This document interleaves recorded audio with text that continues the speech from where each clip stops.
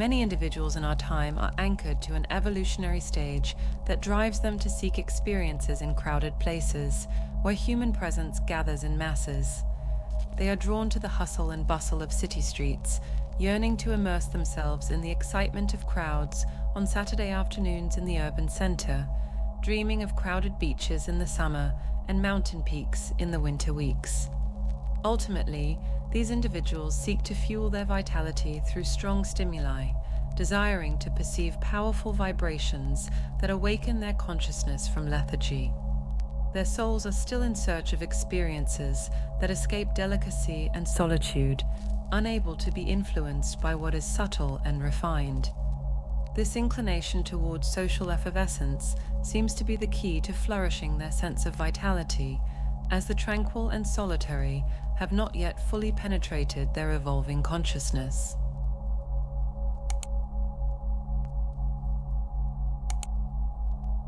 The contemporaneity of modern man seems to have developed around external stimuli. If a place is far from the noise of the masses, it is considered by many uninteresting, even unpleasant.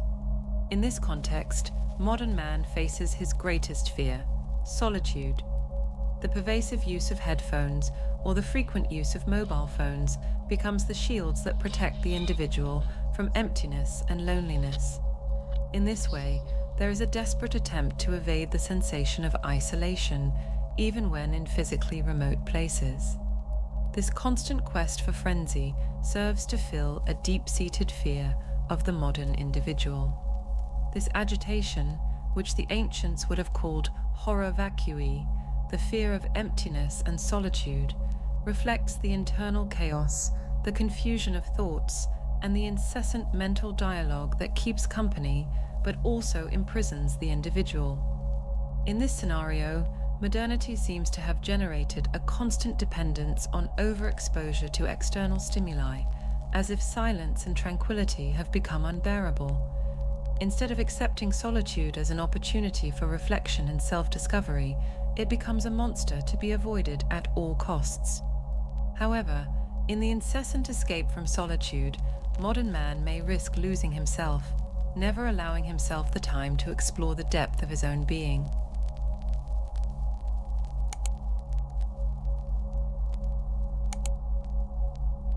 The importance of education regarding stimuli emerges as one of the fundamental aspects in the journey of self-work, representing a kind of ecology of the mind. In this context, the term ecology goes beyond the study of the physical environment and extends to a targeted intervention to redeem and decontaminate the human mind. This perspective suggests that, similar to how we operate with the natural environment, it is possible to intervene in the mental sphere to purify and renew it.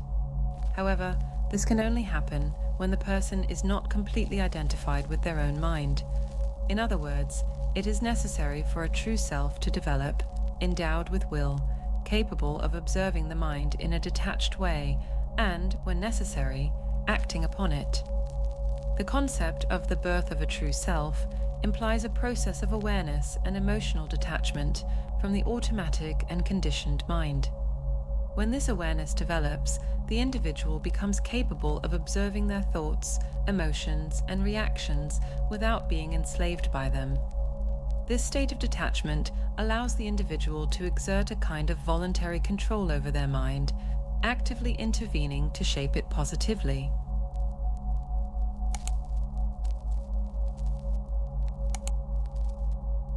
In this way, mental education becomes a process of inner self-formation, where the individual learns to discern between what is useful and constructive and what is harmful or limiting in their mental sphere.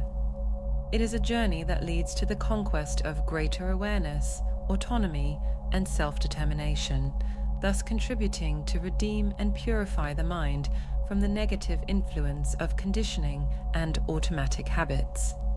The healing of the mind emerges as a profound challenge, especially when one identifies completely with it. The statement, "How can I heal my mind if I am my mind?" emphasizes the complexity of this process. It is suggested that only those who perceive themselves as something beyond their thoughts can truly observe them without illusion. The idea of self-control is contested, asserting that the mind cannot control itself. Instead, it is stated that the entity capable of controlling the mind is different from it. This entity is identified as a true self endowed with will, an entity that goes beyond the mind itself. It is claimed that this self-aware self is what distinguishes humans from animals, which simply react to external stimuli.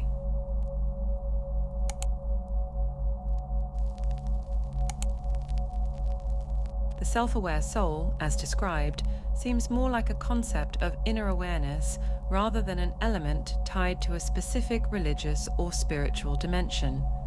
It is a term indicating the self-aware self, and it is suggested that through practice, this self can be progressively developed. This development could lead to liberation from the influence of the psychophysical apparatus, suggesting a path toward greater autonomy and awareness. In essence, the perspective presented here indicates that the healing of the mind requires deep self-awareness, detachment from automatic thinking, and a connection with a self-aware self capable of will. This journey could involve liberation from mental automatism and reactivity to stimuli, paving the way for greater inner freedom.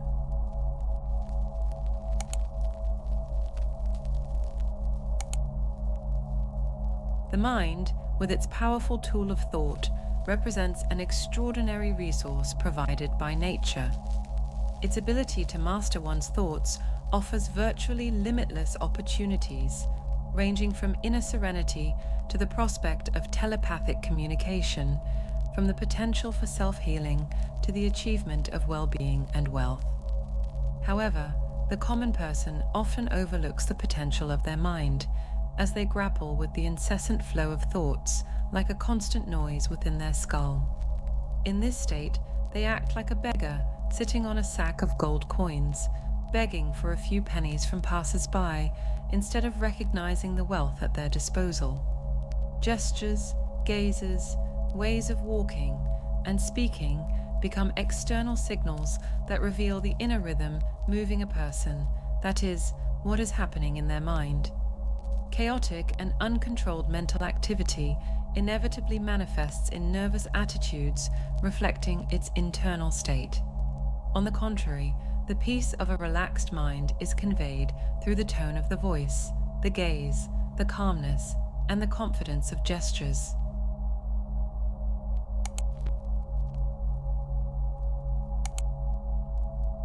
Mental control, therefore, not only impacts inner well-being, but also reflects an external attitude and the quality of interactions with others.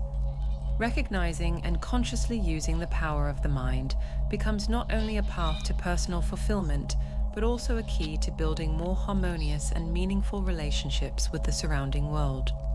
Thought, as the predominant process within the entire creation, plays a central role in shaping our reality and creating our life's path. It is crucial, therefore, to engage in self-work through exercises of presence and concentration to learn how to consciously use thought to achieve both inner serenity and material security. The practice of presence involves the art of being fully immersed in the present moment, overcoming mental distractions and opening the door to awareness. In this state of presence, thought can be guided constructively, contributing to inner serenity through the understanding and management of one's mental processes. Concentration, on the other hand, focuses on the conscious direction of thought toward a specific purpose. Learning to concentrate the mind on clear and positive goals allows the use of thought as a tool to create one's desired reality. This may involve creative visualization, positive affirmation, or mental design of solutions to problems.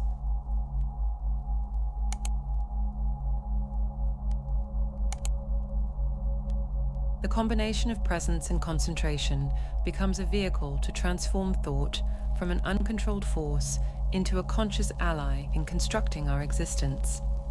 This inner work not only promotes inner serenity, but can also be the foundation for achieving material security through a focused thought on actions and decisions leading to success and well-being. Ultimately, the art of using thought becomes a path of personal growth and realization, enabling active shaping of one's life.